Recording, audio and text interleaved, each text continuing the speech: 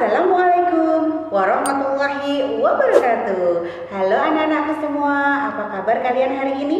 Jumpa lagi dengan Bunda Nunu. Kali ini Bunda Nunu akan memberikan kegiatan tentang cloth and write paperclip. Oke sayang, are you ready?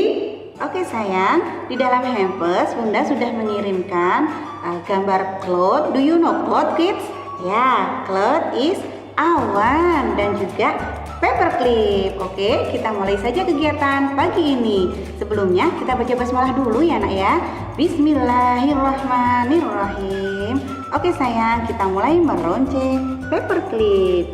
Sangkutkan paperclip ke dalam paperclip yang lainnya. Jika kalian mengalami kesulitan, bisa minta tolong sama kakak, mama, ataupun papa ya nak ya.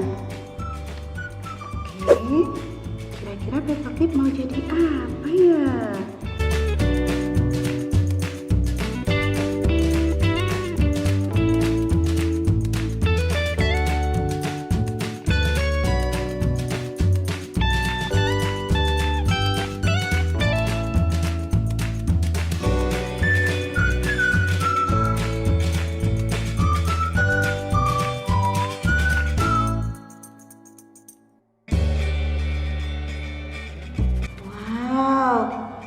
Ternyata paperclipnya jadi hujan sayang.